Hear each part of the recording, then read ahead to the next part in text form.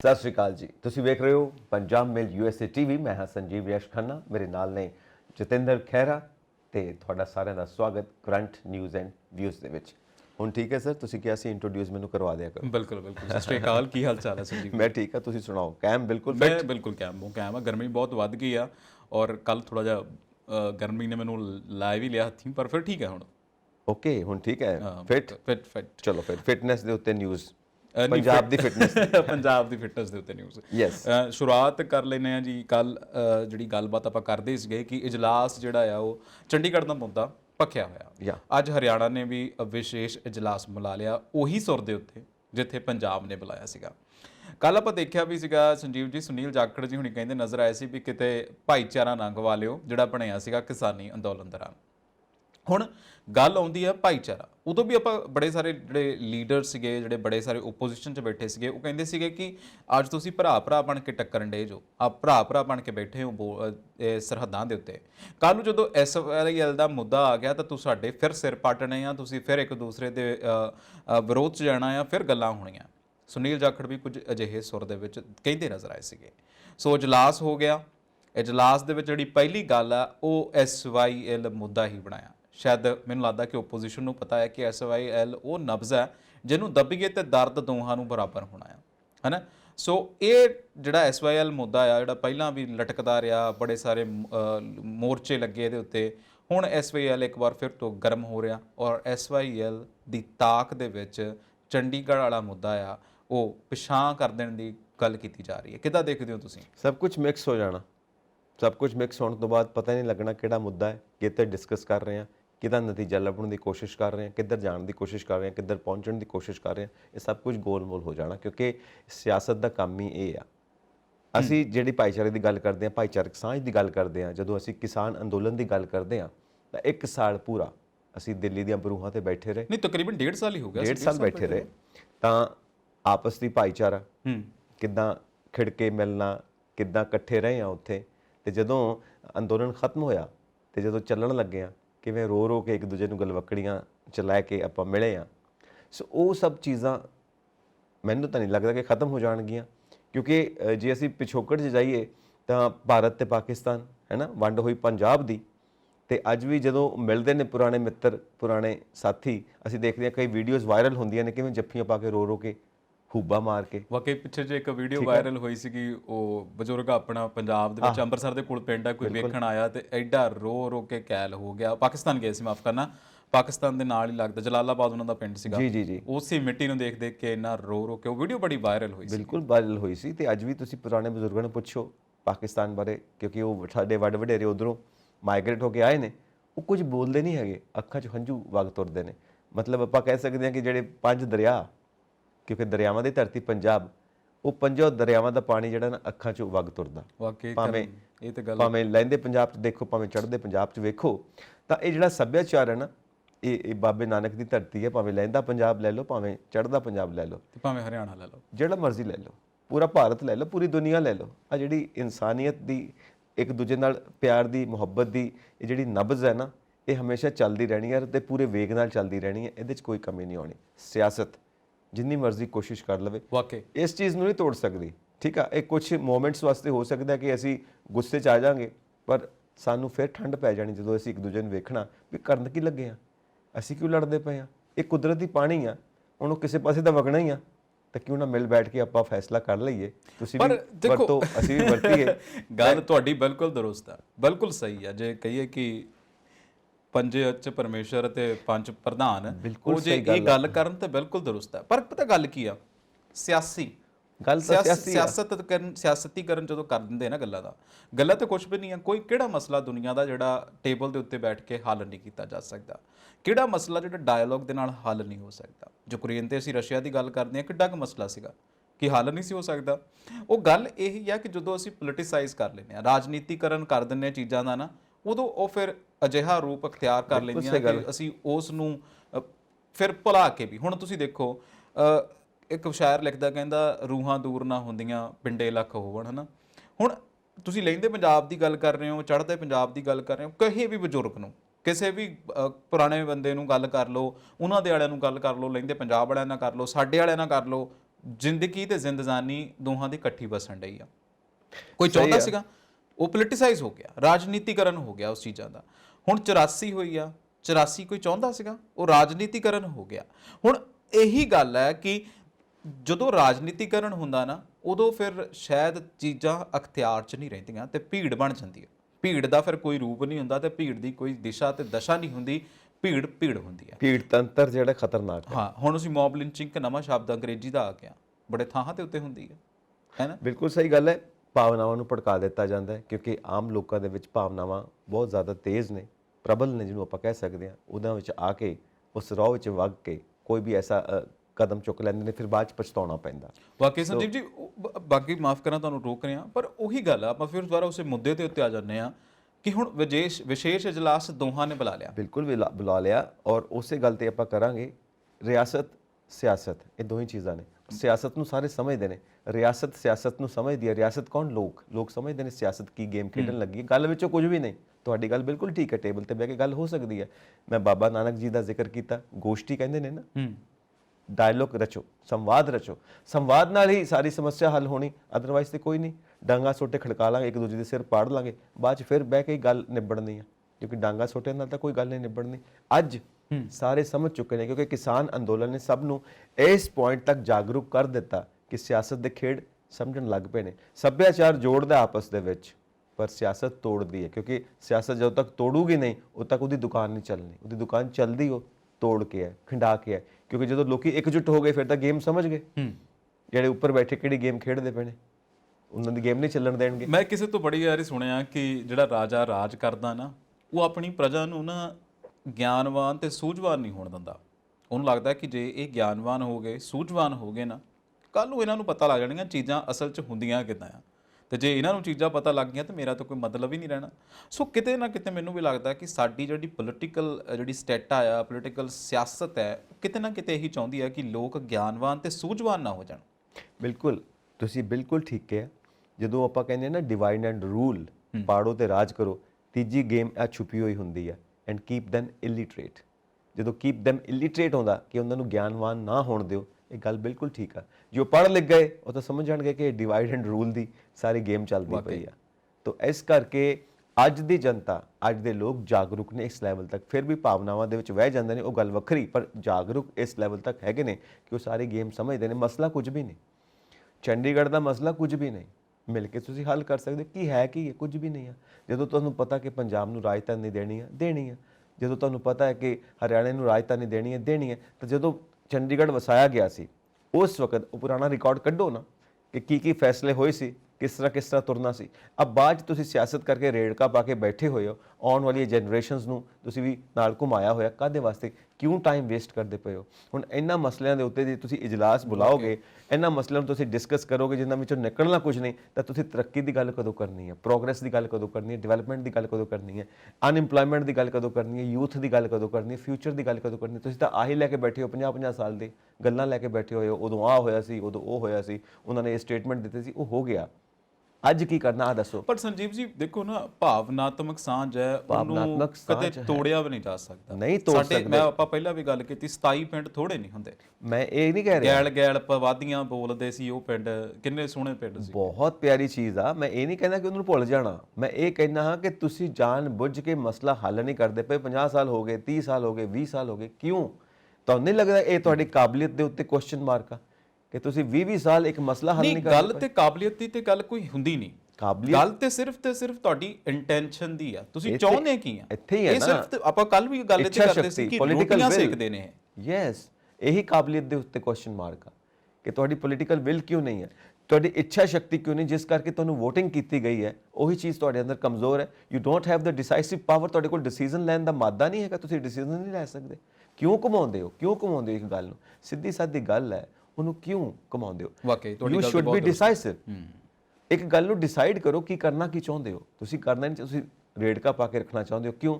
ਕੁਰਸੀ ਜੋ ਖਿੱਚਦੀ ਪਏ ਨੇ, ਕੁਰਸੀ ਨਿਕਲਦੀ ਪਈ ਹੈ, ਕੁਰਸੀ ਨਹੀਂ ਹੱਥੋਂ ਜਾਣੀ ਚਾਹੀਦੀ, ਇਸ ਕਰਕੇ ਫਸਾ ਕੇ ਰੱਖੋ ਹਰ ਗੇਮ। ਚਲੋ, ਕੁਰਸੀ ਤੋਂ ਮੈਨੂੰ ਯਾਦ ਆਇਆ ਕਿ ਆਪਣੇ ਮਜੀਠੀ ਵਾਲੇ ਵਿਧਾਇਕ ਸਾਹਿਬ, ਐਕਸ ਵਿਧਾਇਕ ਕਹਿ ਲਈਏ, ਅੱਜ ਕੱਲ੍ਹ ਬਹੁਤ ਕਰੋੜੀ ਡਰੱਗ ਮਾਮਲੇ ਦੇ ਵਿੱਚ ਉਹਨਾਂ ਦਾ ਨਾਮ ਤੇ ਕਾਫੀ ਫਸੇ ਵੀ ਹੋਏ ਨੇ।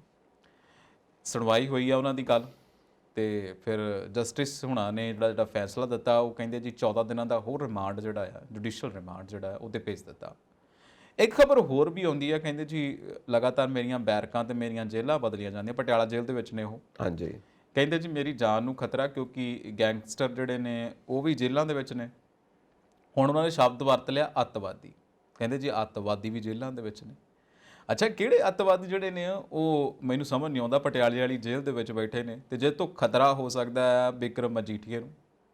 ਦੇਖੋ ਹੁਣ ਉਹਨਾਂ ਨੇ ਕੁਝ ਨਾ ਕੁਝ ਤੇ ਕਹਿਣਾ ਹੀ ਹੈ ਨਿਊਜ਼ ਵਿੱਚ ਬਣੇ ਰਹਿਣ ਵਾਸਤੇ। ਐਕਸਪਰਟਸ ਇਹ ਵੀ ਮੰਨਦੇ ਨੇ ਕੋਈ ਨਾ ਕੋਈ ਸਟੇਟਮੈਂਟ ਜਾਰੀ ਕਰਨਗੇ। ਜ਼ਮਾਨਤ ਲੈਣ ਦੇ ਲਈ, ਜ਼ਮਾਨਤ ਲੈਣ ਵਾਸਤੇ ਤੇ ਗਰਾਊਂਡ ਤਿਆਰ ਹੋ ਹੀ ਰਹੀ ਆ। ਉਹ ਤਾਂ ਸਾਰੇ ਜਾਣਦੇ ਨੇ, ਪੂਰੀ ਟੀਮ ਲੱਗੀ ਹੋਈ ਹੈ ਲਾਇਰਸ ਦੀ।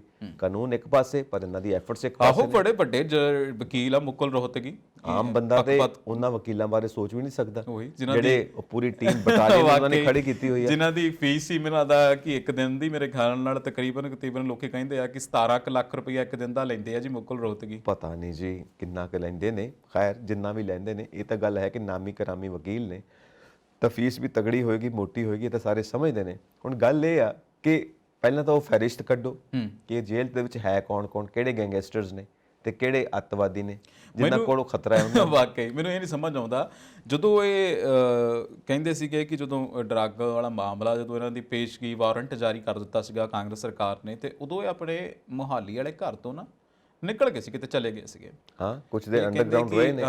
ਕਹਿੰਦੇ ਜਦੋਂ ਆਏ ਬਾਹਰ ਤੇ ਕਹਿੰਦੇ ਵੀ ਮੈਂ ਬਹੁਤ ਸ਼ੁਕਰਗੁਜ਼ਾਰ ਹਾਂ, ਜਿੱਦਾਂ ਉਹ ਕਰਦੇ ਹੁੰਦੇ ਸਰਕੈਜ਼ਮ ਜਿਹਦੇ ਨਾਲ, ਕਹਿੰਦੇ ਮੈਂ ਬਹੁਤ ਸ਼ੁਕਰਗੁਜ਼ਾਰ ਹਾਂ ਤੇ ਮੈਨੂੰ ਰੱਬ ਦੇ ਨੇੜੇ ਕਰ ਦਿੱਤਾ। ਬਈ ਜੇ ਤੁਸੀਂ ਰੱਬ ਦੇ ਇੰਨੇ ਨੇੜੇ ਆ, ਤੁਸੀਂ ਕੱਖ ਨਹੀਂ ਕੀਤਾ, ਤਾਂ ਫਿਰ ਅੱਜ ਅੱਤਵਾਦੀਆਂ ਤੇ ਗੈਂਗਸਟਰਾਂ ਤੋਂ ਖਤਰੇ ਹੋਣ ਲੱਗ ਪਏ ਤੁਹਾਨੂੰ। ਇਹ ਉਹੀ ਲੋਕ ਨੇ ਜਿਹੜੇ ਕਹਿੰਦੇ ਹੁੰਦੇ ਆ। ਅੱਛਾ, ਪਿੱਛੇ ਜੇ ਖਬਰ ਇੱਕ ਆਉਂਦੀ ਸੀ ਸੁਖਬੀਰ ਬਾਦਲ ਦੇ, ਕਹਿੰਦੇ ਜੀ ਪਟਿਆਲੇ ਵਾਲੀ ਜੇਲ੍ਹ ਦਾ ਜਿਹੜਾ ਸੁਪਰਡੈਂਟ ਆ ਉਹਦੇ ਨਾਲ ਬੜੇ ਚੰਗੇ ਰਿਲੇਸ਼ਨ ਨੇ ਤੋਂ ਬੜਾ ਵਧੀਆ ਟਰੀਟਮੈਂਟ ਵੀ ਦਿੱਤੇ ਜਾਣ ਦੀ ਕਹਿੰਦੇ ਸੀ ਸੂਤਰ, ਕਹਿੰਦੇ ਸੀ ਵੀ ਗੱਲਬਾਤਾਂ ਹੁੰਦੀ ਅੰਦਰ। ਸੋ ਹੁਣ ਕਿਤੇ ਇੱਕਦਮ ਭੰਭੇਰੀ ਘੁੰਮ ਗਏ, ਮੈਨੂੰ ਤਾਂ ਇਹ ਨਹੀਂ ਸਮਝ ਆਉਂਦਾ। ਦੇਖੋ ਗੱਲ ਇਹ ਆ, ਫਿਰ ਇੱਕ ਕੁਐਸਚਨ ਮਾਰਕ ਲੱਗਦਾ ਕਿ ਜੇਲ੍ਹ ਦੇ ਅੰਦਰ ਸਿਕਿਉਰਿਟੀ ਨਹੀਂ ਹੈ। ਇੱਦਾਂ ਦੀ ਐਡਮਿਨਿਸਟ੍ਰੇਸ਼ਨ ਹੈ ਕਿ ਕਿਸੇ ਦੀ ਜਾਨ ਨੂੰ ਖਤਰਾ ਹੋ ਸਕਦਾ ਗੈਂਗਸਟਰਸ ਤੋਂ, ਅੱਤਵਾਦੀਆਂ ਤੋਂ, ਔਰ ਉਹ ਵੀ ਇੱਕ ਨਾਮੀ ਕਰਾਮੀ ਲੀਡਰ ਨੂੰ ਜਿਹਨੂੰ Z+ ਸਿਕਿਉਰਿਟੀ ਮਿਲੀ ਹੋਈ ਹੈ, ਉਹੀ ਤਾਂ ਉਹਨੂੰ ਖਤਰਾ ਹੋ ਸਕਦਾ। ਦੂਜੀ ਗੱਲ, ਕਈ ਲੋਕ ਮਜ਼ਾਕ 'ਚ ਕੀ ਲੈਂਦੇ ਨੇ ਕਿ ਅੱਜ ਕੱਲ੍ਹ ਤੇ ਉਹ ਆਪਣਾ ਖਾਣਾ ਵੀ ਆਪ ਬਣਾ ਰਹੇ ਨੇ। ਮਜੀਠੀਆ ਸਾਹਿਬ, ਉਹਨਾਂ ਨੂੰ ਸਾਰਾ ਸਮਾਨ ਦਿੱਤਾ ਗਿਆ, ਆਪਣੇ ਹੱਥੀਂ ਬਣਾਉਂਦੇ ਨੇ। ਦੂਜੀ ਗੱਲ, ਇੱਕ ਹੋਰ ਮਜ਼ਾਕ 'ਚ ਕਰਦੇ ਨੇ, ਉਹਨਾਂ ਨੇ ਬੈਡਮਿੰਟਨ ਖੇਡਣ ਵਾਸਤੇ ਮੰਗਵਾਏ ਨੇ, ਚਿੜੀ ਛਿੱਕਾ ਖੇਡਣਗੇ। ਕਹਿੰਦੇ ਹੁਣ ਦੂਜਾ ਬੰਦਾ ਕੌਣ ਹੋਏਗਾ ਜਿਹੜਾ ਉਹਨਾਂ ਨਾਲ ਖੇਡੇਗਾ, ਕਿਉਂਕਿ ਇਕੱਲਾ ਬੰਦਾ ਤਾਂ ਖੇਡ ਨਹੀਂ ਸਕਦਾ। ਜੇ ਲਾਨ ਟੈਨਿਸ ਵਾਲੀ ਗੇਂਦ ਹੋਵੇ, ਉਹ ਵੀ ਕੰਧ 'ਚ ਮਾਰੋਗੇ ਤਾਂ ਵਾਪਸ ਆ ਜਾਊਗੀ, ਇਹ ਚਿੜੀ ਤਾਂ ਵਾਪਸ ਨਹੀਂ ਹੋਣੀ। ਦੂਜਾ ਬੰਦਾ ਚਾਹੀਦਾ, ਜੇ ਕੰਧ 'ਚ ਮਾਰੋਗੇ ਚਿੜੀ ਮੁੜ ਕੇ ਨਹੀਂ ਆਉਂਦੀ। ਤਾਂ ਦੂਜਾ ਬੰਦਾ ਕੌਣ ਹੈ ਜਿਹੜਾ ਉਹਨਾਂ ਦੇ ਨਾਲ ਚਿੜੀ ਛਿੱਕਾ ਖੇਡੂਗਾ? ਕਈ ਇੱਦਾਂ ਦੇ ਵੀ ਮਜ਼ਾਕ ਕਰ ਰਹੇ ਨੇ। ਖੈਰ, ਮਜ਼ਾਕ ਦੀ ਗੱਲ ਆਪਣੀ ਜਗ੍ਹਾ ਰਹਿ ਗਈ। ਮਤਲਬ ਤਫਰੀਹ ਜ਼ਰੂਰੀ ਆ ਮਾਈਂਡ ਨੂੰ ਰਿਲੈਕਸ ਕਰਨ ਵਾਸਤੇ। ਪੁਆਇੰਟ ਫਿਰ ਉਹੀ ਆਉਂਦਾ ਕਿ ਕੌਣ ਨੇ ਉਹ ਲੋਕ ਜੋ ਉਹਨਾਂ ਦੀ ਜਾਨ ਦੇ ਉੱਤੇ ਕੋਈ ਅਟੈਕ ਕਰ ਸਕਦੇ ਨੇ, ਜਿਨ੍ਹਾਂ ਤੋਂ ਉਹਨਾਂ ਨੂੰ ਖਤਰਾ, ਤੇ ਜੇਲ੍ਹ ਦੇ ਅੰਦਰ ਖਤਰਾ, ਉੱਥੇ ਵੀ ਮਤਲਬ ਸਿਕਿਉਰਿਟੀ ਦੇ ਉੱਤੇ ਕੁਐਸਚਨ ਮਾਰਕ ਲੱਗਾ ਹੋਇਆ। ਨਾਲੇ ਫਿਰ ਗੱਲ ਵੀ ਕਹਿਣ ਦੇ ਕਿ ਜੇਲ੍ਹ 'ਚ ਕਿਹੜਾ ਇੱਕ ਹੀ ਕਮਰਾ, ਬਈ ਸਿਕਿਉਰਿਟੀ ਆ ਜਾਂ ਖਤਰਾ ਆ ਤੇ ਕਿਸੇ ਦੂਸਰੀ ਬੈਰਕ 'ਚ ਪਾ ਦੇਣ, ਹੈ ਨਾ। ਖਤਰੇ ਗੱਲ ਇਹ ਹੈ ਨਾ ਕਿ ਇਹ ਤਾਂ ਉੱਦਾਂ ਦੇ ਲੋਕ ਆ, ਸਿਸਟਮ ਇਦਾਂ ਦਾ ਹੋ ਗਿਆ ਕਿ ਜੈਟ ਸਿਕਿਉਰਿਟੀ ਹੈ ਤੇ ਬੰਦਾ ਗਾਇਬ ਹੋ ਜਾਂਦਾ, ਪਤਾ ਵੀ ਨਹੀਂ ਲੱਗਦਾ। ਹਰਦੂਲ ਲਾਂਤ ਹੀ ਜੈਟ ਸਿਕਿਉਰਿਟੀ ਦਾ ਵੀ, ਕਿ ਜੈਟ ਸਿਕਿਉਰਿਟੀ ਵਾਲਾ ਬੰਦਾ ਜਿਹੜਾ ਉਹ ਗਾਇਬ ਹੋ ਜਾਵੇ, ਚਾਹੇ ਉਹ ਸਾਡੇ ਸੁਮੇਧ ਸੈਣੀ ਹੋਣ, ਚਾਹੇ ਬਿਕਰਮ ਮਜੀਠੀਆ ਹੋਵੇ, ਤੇ ਕਈ ਵਾਰ ਸਾਰੇ ਨਾਮ ਇਸ ਲਿਸਟ ਦੇ ਵਿੱਚ ਆਉਂਦੇ ਆ। ਸਿਸਟਮ ਇਦਾਂ ਦਾ ਬਣਾ ਛੱਡਿਆ ਜੇ। ਬਿਲਕੁਲ ਸਿਆਸੀਕਰਨ ਸਿਸਟਮ ਦਾ ਹੈ। ਹੁਣ ਉਸ Z ਸਿਕਿਉਰਿਟੀ ਦੀ ਜਿਹੜੀ ਟੀਮ ਹੈ, ਉਹਦੇ ਉੱਤੇ ਵੀ ਕੁਐਸਚਨ ਮਾਰਕ ਲੱਗਦਾ ਕਿ ਤੁਹਾਡੇ ਹੁੰਦੇ ਤੁਸੀਂ ਸਿਕਿਉਰਿਟੀ ਕਾਹਦੀ ਕਰਦੇ ਪਏ ਹੋ, ਤੁਹਾਡਾ ਬੰਦਾ ਗਾਇਬ ਹੋ ਗਿਆ। ਗੱਲ ਤੇ ਉਹੀ ਹੈ ਨਾ ਕਿ ਕਹਿੰਦੇ ਹੁੰਦੇ ਆ ਵੀ ਰਲੀਆਂ ਚੁਗਣ ਤੇ ਕੌਣ ਕੌਣ, ਇਹਦਾ ਮਤਲਬ ਸਭ ਮਿਲੇ ਹੋਏ ਨੇ। ਉਹੀ ਸਭ ਮਿਲੇ ਹੋਏ ਨੇ। ਰਲੀਆਂ ਜਦੋਂ ਚੁਗਦੇ ਫਿਰ ਕਿਹਨੂੰ ਕਿਹਨੂੰ ਕਹੀਏ ਤੇ ਕਿਹਨੂੰ ਨਾ ਕਹੀਏ। ਇਹ ਵਿਚਾਰੇ ਜਿਹੜੇ ਥੱਲੇ ਵਾਲੇ ਹੁੰਦੇ ਨੇ, ਇਹ ਤਾਂ ਚਾਹੇ ਕਿਸੇ ਮਿਨਿਸਟਰ ਨਾਲ ਲੱਗੇ ਆ, ਜਿੱਦਾਂ ਆਪਾਂ ਗੱਲ ਵੀ ਕਰਦੇ ਹੁੰਦੇ, ਤੁਸੀਂ ਕਹਿੰਦੇ ਗਹਿਣਾ ਕੱਟਾ ਸਿਕਿਉਰਿਟੀ ਆ ਇਹ, ਉਹ ਤੇ ਜੇ ਕਿਤੇ ਵਿਧਾਇਕ ਦੀ ਘਰ ਵਾਲੀ ਸ਼ਾਪਿੰਗ ਤੇ ਵੀ ਚੱਲੀ ਗਿਆ ਤੇ ਵਿਚਾਰਾ ਪਿੱਛੇ ਚਾਹੇ ਉਹ ਧੁੱਪੇ ਖੜਾ ਤੇ ਚਾਹੇ ਛਾਵੇਂ ਖੜਾ, ਉਹ ਤੇ ਮਤਲਬ ਐ ਖਰਾਬ ਖੱਜਲ ਹੁੰਦਾ ਆ। ਇੱਕ ਖਬਰ ਪੜ੍ਹੀ ਹੋਈ ਸੀਗੀ ਨਾ ਮੈਂ ਉਦੋਂ, 2015-16 ਦੀ ਖਬਰ ਹੈ। ਉਹ ਬੰਦੇ ਨੇ ਕੀ ਕੀਤਾ, ਐਡਾ ਤੰਗ ਆ ਗਿਆ, ਕਹਿੰਦਾ ਜੀ ਕਿਤੇ ਲੇਟ ਹੋ ਗਿਆ ਬਾਜ਼ਾਰ 'ਚ, ਮੈਡਮ ਸਾਹਿਬ ਦੇ ਹਸਬੈਂਡ ਦੇ ਜਵਾਕ ਦੇ ਨਾਲ ਗਿਆ ਹੋਇਆ, ਕਿਤੇ ਕਿਤੇ ਕੁਛ ਫੜਾਇਆ ਹੋਇਆ, ਕਦੇ ਲਿਫਾਫੇ ਫੜਾਏ, ਤੇ ਕਿਤੇ ਲੇਟ ਪਹੁੰਚ ਗਿਆ ਕਿਸੇ ਦੁਕਾਨ ਦੇ ਉੱਤੇ, ਲੇਟ ਹੋ ਗਿਆ। ਕਹਿੰਦੇ ਜੀ ਮੁੰਡੇ ਨੇ ਇੰਨੀਆਂ ਗਾਲਾਂ ਕੱਢੀਆਂ ਉਸ ਸਿਕਿਉਰਿਟੀ ਗਾਰਡ ਨੂੰ, ਜਿਹੜਾ ਕਿ ਮਿਲੀ ਹੋਈ ਸਿਕਿਉਰਿਟੀ, ਜਿਹੜਾ ਕਿ ਉੱਤੇ ਹੱਕ ਉਹਨਾਂ ਜਵਾਕਾਂ ਦਾ ਨਹੀਂ ਹੈਗਾ, ਸਿਰਫ ਤੇ ਸਿਰਫ ਉਹਦੇ ਪਿਓ ਦਾ ਹੱਕ ਸੀਗਾ। ਫਿਰ ਕਹਿੰਦੇ ਜੀ ਉਹਨੇ ਗੁੱਸੇ 'ਚ ਆ ਕੇ, ਤੈਸ਼ 'ਚ ਆ ਕੇ ਉਸ ਜਵਾਕ ਨੂੰ ਉੱਥੇ ਗੋਲੀ ਮਾਰੀ, ਨਾਲ ਨਿਕਲਦਿਆਂ ਸਾਰ ਆਪਣੇ ਆਪ ਨੂੰ ਗੋਲੀ ਮਾਰ ਲਈ। ਓ ਗॉड। ਤੇ ਉਹ ਬਾਅਦ ਵਿੱਚ ਜਦੋਂ ਇਨਵੈਸਟੀਗੇਸ਼ਨ ਹੁੰਦੀ ਹੈ ਤੇ ਫਿਰ ਪਤਾ ਲੱਗਦਾ ਵੀ ਕਹਿੰਦੇ ਜ਼ਲੀਲ ਬੜਾ ਕੀਤਾ ਸੀ ਉਹ ਛੋਟੇ ਜਵਾਕ ਨੇ। ਹਲੇ ਕਹਿੰਦੇ ਕਿ ਮੁੰਡੇ ਦੀ ਉਮਰ ਸਿਰਫ ਤੇ ਸਿਰਫ 19 ਕੁ ਸਾਲਾਂ ਦੀ ਸੀ ਕਿ ਜਿਹਨੇ ਜ਼ਲੀਲ ਇੰਨਾ ਕਰ ਦਿੱਤਾ। ਤੁਸੀਂ ਹਿਸਾਬ ਲਾਓ, ਉਹ ਇੱਕ ਪ੍ਰੋਸੈਸ ਦੇ ਵਿੱਚੋਂ ਨਿਕਲੇ ਹੋਏ ਨੇ। ਇੱਕ ਚੰਗੀ ਜੌਬ ਆ, ਅਸੀਂ ਕਹੀਏ ਸਿਕਿਉਰਿਟੀ ਕਰਨਾ ਜਾਂ ਕਿਸੇ ਵੀ ਮੰਤਰੀ ਦੇ ਨਾਲ ਲੱਗਣਾ ਫੋਰਸ ਦਾ ਹਿੱਸਾ ਆ। ਸਿਰਫ ਤੇ ਸਿਰਫ ਇਸ ਕਰਕੇ ਦਿੱਤਾ ਹੁੰਦਾ ਕਿ ਇਹ ਮੰਤਰੀ ਜਿਹੜਾ ਆ ਇਹ ਸਾਡੀ ਸਟੇਟ ਦਾ ਭਵਿੱਖ ਦੇਖਣ ਵਾਲਾ, ਇਹਨੂੰ ਚਲੋ ਕੁਛ ਨਾ ਹੋ ਜਾਵੇ ਕਿਉਂਕਿ ਬਈ ਯਾਰ ਬੜੇ ਸਾਰੇ ਹੋ ਜਾਂਦੇ ਨੇ। ਪਰ ਜਦੋਂ VVIP ਕਲਚਰ ਆਉਂਦਾ ਸੰਜੀਵ ਜੀ, ਉਹ ਹਰ ਜਗ੍ਹਾ ਦੇ ਉੱਤੇ ਮਾਰੂਗਾ, ਜਿਹੜਾ ਪੰਜਾਬ ਨੂੰ ਇਸ ਵਕਤ ਸਭ ਤੋਂ ਜ਼ਿਆਦਾ ਮਾਰੂਗਾ। ਤੁਸੀਂ ਦੇਖੋ ਇਹਦੇ ਵਿੱਚ ਕਸੂਰ ਕਿਹਦਾ? ਉਸ ਵੱਡੇ ਬੰਦੇ ਦਾ ਜਿਹਨੇ ਆਪਣੇ ਬੱਚੇ ਨੂੰ ਇਹ ਸੰਸਕਾਰ ਨਹੀਂ ਦਿੱਤੇ ਕਿ ਤੂੰ ਮੇਰੀ ਸਿਕਿਉਰਿਟੀ, ਮੇਰੇ ਲੋਕਾਂ ਨਾਲ, ਮੇਰੀ ਟੀਮ ਨਾਲ ਤੂੰ ਕਿੱਦਾਂ ਬਦਤਮੀਜ਼ੀ ਨਾਲ ਗੱਲ ਕਰਦਾ ਪਿਆ। ਪਹਿਲੀ ਤਾਂ ਟੀਮ ਸਮਝ ਹੀ ਨਹੀਂ ਜਾਂਦੀ ਨਾ, ਇਹ ਬੜੀ ਵੱਡਾ ਇਸ਼ੂ ਆ। ਇਹ ਵੱਡਾ ਇਸ਼ੂ ਆ। ਤੁਸੀਂ ਦੇਖੋ ਹਰ ਥਾਂ ਦੇ ਉੱਤੇ ਵੱਡਾ ਆਫੀਸਰ ਹੈ, ਹੁਣ ਉਹਦੀਆਂ ਕੋਈ ਫਾਈਲਾਂ ਨੇ, ਉਹ ਪੀਐਨ ਨੇ ਘਰ ਦੇਣ ਜਾਣੀਆਂ ਨੇ, ਡਿਊਟੀ ਆ, ਆਫਿਸ ਡਿਊਟੀ ਆ। ਹਾਲਾਂਕਿ ਉਹ ਕਾਰ ਦੇ ਵਿੱਚ ਵੀ ਜਾ ਸਕਦੀਆਂ ਨੇ, ਜਿਹੜੀ ਨਾਲ ਕਾਰ ਜਾਂਦੀ ਆ ਆਫੀਸਰ ਨੂੰ ਛੱਡਣ ਵਾਸਤੇ, ਉਹਦੇ 'ਚ ਵੀ ਜਾ ਸਕਦੀ ਹੈ। ਕੋਈ ਫਾਈਲ ਘਰ ਪੜ੍ਹਨੀ ਹੁੰਦੀ ਕਿਉਂਕਿ ਕਈ ਜ਼ਰੂਰੀ ਚੀਜ਼ਾਂ ਨੇ। ਫਿਰ ਉਸ ਤੋਂ ਬਾਅਦ ਪੀਐਨ ਘਰ ਚਲਾ ਗਿਆ, ਹੁਣ ਉਹਦੇ ਘਰ ਦੇ ਕੰਮ ਕਰੂਗਾ। ਇਹ ਡਿਊਟੀ ਹੈ ਉਹਦੀ। ਉਹਦੇ ਘਰ ਦੀਆਂ ਸਬਜ਼ੀਆਂ ਲਿਆਊਗਾ, ਉਹਦੇ ਘਰ ਦੀਆਂ ਸਫਾਈਆਂ ਕਰੂਗਾ, ਠੀਕ ਆ। ਉਹਨੂੰ ਬੀਬੀ ਜੀ ਨੇ ਕੋਈ ਕੰਮ ਕਹਿ ਦਿੱਤਾ, ਉਹ ਵੀ ਕਰਕੇ ਆਊਗਾ। ਜੇ ਉਹ ਨਹੀਂ ਮੰਨਦਾ, ਜਾਂ ਤਾਂ ਉਹਦੀ ਟ੍ਰਾਂਸਫਰ ਹੋਏਗੀ ਜਾਂ ਉਹਦੀ ਜਿਹੜੀ ACR ਹੈ, ਐਨੂਅਲ ਕੌਨਫੀਡੈਂਸ਼ੀਅਲ ਰਿਪੋਰਟ, ਉਹ ਖਰਾਬ ਕਰ ਦਿੱਤੀ ਜਾਏਗੀ। ਉਹ ਵਿਚਾਰਾ ਡਰਦਾ ਮਰਾ ਕਿਉਂਕਿ ਉਹਨੇ ਵੀ ਬੱਚੇ ਪਾਲਣੇ ਨੇ। ਤਾਂ ਕੀ ਹੋਏਗਾ? ਜੋ ਉਹਦਾ ਫੈਮਿਲੀ ਟਾਈਮ ਆ, ਜੋ ਉਹਨੇ ਘਰ ਜਾ ਕੇ ਆਪਣੇ ਬੱਚਿਆਂ ਨੂੰ ਵੇਖਣਾ, ਉਹ ਇੱਥੇ ਲੱਗੂ। ਸਿਸਟਮ ਖਰਾਬ ਹੋ ਗਿਆ, ਸਾਰਾ ਸਿਸਟਮ ਖਰਾਬ। ਹੁਣ ਚਲੋ ਇੱਕ ਤੇ VVIP ਕਲਚਰ ਆ ਜਿਹੜਾ ਪੰਜਾਬ ਨੂੰ ਲੈ ਬੈਠਾ, ਜਿਹਨੂੰ ਅਸੀਂ ਅਕਸਰ ਕਹਿ ਲੈਂਦੇ ਅਫਸਰਸ਼ਾਹੀ, ਰੈੱਡ ਟੇਪਿਜ਼ਮ, ਹੈ ਨਾ, ਇਦਾਂ ਦੇ ਨਾਮ ਦਿੰਦੇ ਆ। ਦੂਸਰਾ ਇੱਕ ਚੀਜ਼ ਜਿਹੜੀ ਹੈ ਗੈਂਗਸਟਰ ਨੂੰ ਆਪਾਂ ਅੱਜ ਹੀ ਮੈਂ ਕਿਤੇ ਖਬਰ ਦੇ ਵਿੱਚ ਹੀ ਪੜ੍ਹਦਾ ਸੀ, ਕਹਿੰਦੇ ਜੀ ਕਿ ਗੈਂਗਸਟਰ ਜਿਹੜੇ ਨੇ ਉਹ ਇਦਾਂ ਦਾ ਦਲ ਆ ਜਿਹੜਾ ਕਿ ਮੈਨੇਜਮੈਂਟ ਵਾਲਾ ਕ੍ਰਾਈਮ ਆ। ਬੜੇ ਮੈਨੇਜਮੈਂਟ ਤਰੀਕੇ ਦੇ ਨਾਲ ਗੈਂਗਸਟਰ ਕਰਦੇ ਆ ਜੀ। ਵੱਖਰੀਆਂ ਬਣੀਆਂ ਆ, ਕੋਈ ਕਹਿੰਦਾ ਜੀ ਫਲਾਨਾ ਗਰੁੱਪ ਆ, ਕੋਈ ਕਹਿੰਦਾ ਜੀ ਢਮਕਾਨਾ ਗਰੁੱਪ ਆ। ਹੁਣ ਭਗਵੰਤ ਮਾਨ ਸਾਹਿਬ ਹੁਣੀ ਕਹਿੰਦੇ ਆ ਕਿ ਗੈਂਗਸਟਰਾਂ ਨੂੰ ਨੱਥ ਪਾਉਣ ਦੇ ਲਈ, ਇਹ ਵੱਖਰੇ ਧੜਿਆਂ ਨੂੰ ਨੱਥ ਪਾਉਣ ਦੇ ਲਈ ਸਪੈਸ਼ਲ ਟਾਸਕ ਫੋਰਸ ਜਿਹੜੀ ਉਹ ਬਣਾਈ ਜਾਊਗੀ। ਇੱਕ ਨਾ ਪੁਰਾਣੀ ਫਿਲਮ ਹੈਗੀ ਹੈ ਗॉडफादर, ਸਭ ਨੇ ਮੇਰਾ ਖਿਆਲ ਦੇਖੀ ਹੋਣੀ ਹੈ। ਨਹੀਂ, ਮੈਂ ਨਹੀਂ ਦੇਖੀ, ਮੈਂ ਫਿਲਮਾਂ ਘੱਟ ਦੇਖਦਾ। ਮਾਰਲਿਨ ਬ੍ਰਾਂਡੋ ਦੀ ਤੁਸੀਂ ਜ਼ਰੂਰ ਦੇਖਣਾ, ਅਵੇਲੇਬਲ ਹੋਏਗੀ ਸ਼ਾਇਦ ਇੰਟਰਨੈਟ ਦੇ ਉੱਤੇ। ਉਹਦੇ ਵਿੱਚ ਪਹਿਲੀ ਵਾਰ ਉਹ ਗੈਂਗਸ ਸਾਹਮਣੇ ਆਏ ਨੇ, ਉਸ ਫਿਲਮ ਦੇ ਵਿੱਚ ਦਿਖਾਇਆ ਗਿਆ। ਹਾਲਾਂਕਿ ਉਹ ਐਗਜ਼ਿਸਟ ਕਰਦੇ ਨੇ, ਲੇਕਿਨ ਉਸ ਫਿਲਮ ਦੇ ਵਿੱਚ ਪਹਿਲੀ ਵਾਰ ਜਦੋਂ ਦਿਖਾਏ ਗਏ ਤਾਂ ਲੋਕਾਂ ਨੂੰ ਪਤਾ ਲੱਗਾ ਕਿ ਕ੍ਰਾਈਮ ਨੂੰ ਆਰਗੇਨਾਈਜ਼ਡ ਵੇ ਨਾਲ ਕਿਵੇਂ ਕੀਤਾ ਜਾਂਦਾ। ਜਿਵੇਂ ਤੁਸੀਂ ਕਹਿੰਦੇ ਹੋ ਮੈਨੇਜਮੈਂਟ, ਪੂਰਾ ਆਰਗੇਨਾਈਜ਼ਡ ਨੈਟਵਰਕ ਆ ਕਿ ਕ੍ਰਾਈਮ ਨੂੰ ਕਿੱਦਾਂ ਕਰਨ, ਵਾਕਈ ਲੈ ਕੇ ਚੱਲਣਾ। ਉਹ ਇੱਕ ਅੰਡਰਵਰਲਡ ਗਵਰਨਮੈਂਟ ਚੱਲਦੀ ਆ ਉਹਨਾਂ ਦੀ, ਉਹ ਪੂਰਾ ਉਹਨਾਂ ਦਾ ਇੱਕ ਸਰਗਣਾ ਤੇ ਅੱਗੇ ਕੰਮ ਕਰਨ ਵਾਲੇ ਏਰੀਆ ਵੰਡੇ ਹੋਏ ਨੇ। ਉਸ ਫਿਲਮ ਦੇ ਅੰਦਰ ਸਾਰਾ ਦਿਖਾਇਆ ਗਿਆ, ਪੂਰੀ ਗਵਰਨਮੈਂਟ ਚੱਲਦੀ ਆ। ਤਾਂ ਜੇ ਆਪਾਂ ਉਹਨੂੰ ਸੁਜੈਸਟਿਵ ਲਈਏ ਤਾਂ ਹੋ ਸਕਦਾ ਕਈ ਫਿਲਮਾਂ ਬੰਦਿਆਂ ਨੂੰ ਇਹ ਰਾਹ ਵੀ ਦਿਖਾ ਦਿੰਦੀਆਂ ਨੇ ਕਿ ਕਿੱਦਾਂ ਤੁਸੀਂ ਕ੍ਰਾਈਮ ਕਰਨਾ। ਜਿਹੜਾ ਤੁਸੀਂ ਇਹ ਨੈਟਵਰਕ ਦਾ ਗੱਲ ਕੀਤੀ ਹੈ ਕਿ ਮੈਨੇਜਮੈਂਟ, ਜਿਹੜੇ ਗੈਂਗਸਟਰਸ ਪੰਜਾਬ ਦੇ ਅੰਦਰ ਸਰਗਰਮ ਨੇ, ਆਰਗੇਨਾਈਜ਼ਡ ਕ੍ਰਾਈਮ ਆ, ਉਹਨਾਂ ਕੋਲ ਹਥਿਆਰ ਵੀ ਨੇ, ਉਹਨਾਂ ਕੋਲ ਸ਼ਾਰਪ ਸ਼ੂਟਰਸ ਵੀ ਨੇ, ਉਹਨਾਂ ਕੋਲ ਪੂਰੀ ਟੈਕਨੀਕ ਵੀ ਹੈ ਕਿਸ ਤਰ੍ਹਾਂ ਨਾਲ ਉਹ ਪਲਾਨ ਕਰਨੀ ਹੈ। ਹੁਣ ਪੁਆਇੰਟ ਇਹ ਆ ਕਿ ਇੰਨੀ ਸਾਡੀ ਆਰਮੀ ਜਿਹੜੀ ਸੁਰੱਖਿਆ ਕਰਦੀ ਹੈ ਬਾਰਡਰਸ ਨੂੰ, ਤੇ ਸਾਡੀ ਇੰਟਰਨਲ ਸੁਰੱਖਿਆ ਦੀ ਵੀ ਜ਼ਰੂਰਤ ਹੁੰਦੀ ਹੈ ਨਾ। ਬਾਹਰਲੇ ਦੁਸ਼ਮਣਾਂ ਤੋਂ ਵੀ ਸਾਨੂੰ ਜ਼ਰੂਰਤ ਹੈ ਬਚਣ ਦੀ, ਜਿਹੜੇ ਅੰਦਰ ਦੁਸ਼ਮਣ ਬੈਠੇ ਨੇ ਉਹਨਾਂ ਤੋਂ ਵੀ ਜ਼ਰੂਰਤ ਹੈ। ਇਹਨਾਂ ਦੀ ਕੋਈ ਇਹਨਾਂ ਦੇ ਵਾਸਤੇ ਟਾਸਕ ਫੋਰਸ ਜਿਹੜੀ ਸਪੈਸ਼ਲ ਬਣਾਈ ਗਈ ਆ, ਉਹ ਟਾਸਕ ਫੋਰਸ ਕਿੰਨੀ ਕੁ ਜ਼ਿਆਦਾ ਕਾਬਲੀਅਤ ਨਾਲ ਇਹਨਾਂ ਨੂੰ ਸਫਾਇਆ ਕਰ ਸਕਦੀ, ਕਿਉਂਕਿ ਇਹ ਐਂਟੀ ਸੋਸ਼ਲ ਐਲੀਮੈਂਟਸ ਨੇ। ਇਹ ਨਹੀਂ ਸਫਾਇਆ ਕਰਨ ਵਾਸਤੇ ਕਿ ਉਹਨਾਂ ਨੂੰ ਜਾਨੋਂ ਮਾਰਨਾ, ਐਸੀ ਗੱਲ ਨਹੀਂ ਆ। ਗੱਲ ਇਹ ਹੈ ਕਿ ਉਹਨਾਂ ਨੂੰ ਮੇਨ ਸਟ੍ਰੀਮ 'ਚ ਲੈ ਕੇ ਆਉਣਾ। ਭਟਕੇ ਹੋਏ ਨੌਜਵਾਨ ਨੇ, ਆਪਣੇ ਹੀ ਲੋਕ ਨੇ, ਆਪਣੇ ਹੀ ਬੰਦੇ ਨੇ, ਪਤਾ ਨਹੀਂ ਕਿਸ ਕਾਰਨ ਭਟਕ ਗਏ ਔਰ ਇੰਨਾ ਰਾਹ ਤੇ ਤੁਰ ਪਏ ਨੇ, ਉਹਨਾਂ ਨੂੰ ਵਾਪਸ ਲੈ ਕੇ ਆਓ। ਤੁਹਾਨੂੰ ਯਾਦ ਹੋਣਾ ਕਿ ਪਿਛਲੇ ਵਕਤਾਂ ਵਿੱਚ ਵੀ ਕਈ ਵਾਰ ਡਾਕੂਆਂ ਨੂੰ ਸਰੈਂਡਰ ਕਰਵਾ ਕੇ ਮੇਨ ਸਟ੍ਰੀਮ ਵਿੱਚ ਲਿਆਂਦਾ ਗਿਆ ਤੇ ਕਈ ਉਹਨਾਂ 'ਚ ਮਿਨਿਸਟਰੀ ਲੈਵਲ ਤੱਕ ਵੀ ਪਹੁੰਚੇ ਨੇ। ਅਸੀਂ ਜਾਣਦੇ ਹਾਂ ਇਸ ਚੀਜ਼ ਨੂੰ। ਤਾਂ ਇਹਨਾਂ ਨੌਜਵਾਨਾਂ ਨੂੰ ਵੀ ਮੇਨ ਸਟ੍ਰੀਮ ਵਿੱਚ ਲੈ ਕੇ ਆਉਣ ਦੀ ਜ਼ਰੂਰਤ ਹੈ, ਸੁਧਾਰਾਂ ਦੀ ਜ਼ਰੂਰਤ ਹੈ, ਤਾਂ ਕਿ ਇਹ ਲੋਕ ਵੀ ਇੱਕ। ਵੈਸੇ ਤੁਸੀਂ ਜਦੋਂ ਰਾਜਨੀਤੀ ਕਹਿੰਦੇ ਆ, ਮੈਨੂੰ ਲੱਗਦਾ ਪਹਿਲਾਂ ਤੋਂ ਡਾਕੂ ਹੀ ਹੁੰਦੇ, ਫਿਰ ਰਾਜਨੀਤੀ ਵਾਲ ਆ ਜਾਂਦੇ ਨੇ, ਜਾਂ ਫਿਰ ਇਹ ਕਹਿ ਲਓ ਕਿ ਜਿੰਨੇ ਵੀ ਜਿਹੜੇ ਨੌਜਵਾਨ ਯੂਥ ਵਿੰਗ ਦੇ ਇੰਚਾਰਜ ਬਣਾਏ ਹੁੰਦੇ ਤੇ ਇਹ ਡਾਕੂ ਹੀ ਆ, ਜਾਂ ਕਹਿ ਲਓ ਕਿ ਇਦਾਂ ਦੇ ਮਾਮਲਿਆਂ 'ਚ ਆਏ ਹੁੰਦੇ ਆ। ਗੱਲ ਤਾਂ ਇਹੀ ਹੈ ਨਾ, ਕ੍ਰਾਈਮ ਬੇਸਡ ਸੁਸਾਇਟੀ ਬਣ ਗਈ ਕਿਉਂਕਿ ਇਹਨਾਂ ਗੈਂਗਸਟਰਸ ਨੂੰ ਜ਼ਰੂਰੀ ਤੌਰ ਤੇ ਕਿਸੇ ਨਾ ਕਿਸੇ ਰਾਜਨੀਤੀ ਕਰਨ ਵਾਲੇ ਦੀ ਸਹਾਇਤਾ ਮਿਲੀ ਹੋਏਗੀ। ਪਰ ਹੁਣ ਸਵਾਲ ਇਹ ਆ ਕਿ ਰੈਵੋਲੂਸ਼ਨਰੀ ਬੜਾ ਟੈਕਸਚਰ ਆ ਇਸ ਗੱਲ। ਇਹ ਆਪਾਂ ਅੱਗੇ ਤੁਰਦੇ ਆ, ਇਹਨਾਂ ਗੈਂਗਸਟਰਸ ਨੂੰ ਇਸਤੇਮਾਲ ਵੀ ਕਰਨਾ ਹੁੰਦਾ ਹੈ ਇਹਨਾਂ ਪੋਲੀਟੀਸ਼ੀਅਨਸ ਨੇ, ਜਿਹੜੇ ਇਹਨਾਂ ਨਾਲ ਲਿੰਕ ਰੱਖਦੇ ਨੇ, ਕਿੱਥੇ ਕਰਨਾ ਹੈ, ਕਿੱਥੇ ਨਹੀਂ ਕਰਨਾ। ਇਹ ਸਭ ਨੈਟਵਰਕ ਦਾ ਹਿੱਸਾ ਹੈ। ਔਰ ਅਸੀਂ ਕਈ ਵਾਰ ਦੇਖਦੇ ਹਾਂ ਕਿ ਪੁਲਿਸ ਨੂੰ ਵੀ ਕਈ ਵਾਰ ਪਤਾ ਕਿ ਕਿਹੜੇ ਗੈਂਗਸਟਰਸ ਨੇ, ਉਹਨਾਂ ਨੂੰ ਕਿਉਂ ਨਹੀਂ ਪਤਾ ਹੋਏਗਾ? ਸਭ ਕੁਝ ਪਤਾ, ਪਰ ਉਹਨਾਂ ਨੂੰ ਪੋਲੀਟੀਕਲ ਸ਼ੈ ਹੈ ਤੇ ਉਹ ਚਾਹੁੰਦੇ ਹੋਵੇ ਕੁਝ ਨਹੀਂ ਕਰ ਸਕਦੇ। ਆਓ ਇੱਕ ਸ਼ਹਿਰ ਦੀ ਆਬਾਦੀ ਲਾ ਲਓ, ਕਿੰਨੀ ਕੁ ਆਬਾਦੀ ਹੈ, ਬਿਲਕੁਲ ਹੈ ਨਾ, ਕਿੱਥੇ ਕੀ ਨਹੀਂ ਪਤਾ ਕਿਸ ਚੀਜ਼ ਨੂੰ, ਕਿਉਂਕਿ ਅੱਜ ਕੱਲ ਤਾਂ ਮਾਡਰਨ ਜ਼ਮਾਨਾ ਹੈ। ਇਹ ਤਾਂ ਪਹਿਲੀ ਵਾਲੀ ਗੱਲ ਕਰ ਲਈਏ ਕਿ ਅਮਰੀਕਾ ਨੇ ਲਦੇਨ ਨੂੰ ਲੱਭ ਲਿਆ ਸੀ ਬਿਨਾਂ ਕਿਸੇ ਨੈਟਵਰਕ ਤੋਂ, ਜਦੋਂ ਕੋਈ ਨੈਟਵਰਕ ਨਹੀਂ ਸੀ ਹੁੰਦਾ। ਇਹ ਤਾਂ ਹੁਣ ਬਹੁਤ ਸੌਖਾ ਕੰਮ ਆ, ਪਰ ਉਹੀ ਗੱਲ ਆ ਨਾ ਕਿ ਜਦੋਂ ਕਹਿੰਦੇ ਹੁੰਦੇ ਆ ਕਿ ਮੇਰਾ ਬੰਦਾ ਹੈ ਜੀ, ਇਹਨੂੰ ਹੱਥ ਬਾਹਰ ਹੀ ਲੱਗਣੀ ਆਉਂਦੀ ਹੈ, ਕਿਉਂਕਿ ਸਰਕਾਰ ਨਾਲ ਲੜਦੇ ਪਏ ਨੇ ਗੈਂਗਸਟਰਸ। ਇਹਨਾਂ ਗੈਂਗਸਟਰਸ ਕੋਲ ਇੰਨੀ ਤਾਕਤ ਹੈ ਕਿ ਸਰਕਾਰ ਨਾਲ ਲੜ ਸਕਦੇ ਨੇ? ਨਹੀਂ ਹੈ, ਨਹੀਂ ਲੜ ਸਕਦੇ ਸਰਕਾਰ ਨਾਲ। ਪਰ ਜਿਹੜੇ ਸਰਕਾਰ 'ਚ ਬੈਠੇ ਹੋਏ ਕਈ ਭ੍ਰਸ਼ਟਾਚਾਰੀ ਲੋਕ ਨੇ, ਉਹਨਾਂ ਨੇ ਇਹਨਾਂ ਨੂੰ ਸ਼ਹਿ ਦਿੱਤੀ, ਮੇਰੇ ਬੰਦੇ ਨੇ, ਫੋਨ ਆ ਜਾਂਦਾ ਮੇਰੇ ਬੰਦੇ ਨੇ। ਸਹੀ ਹੈ।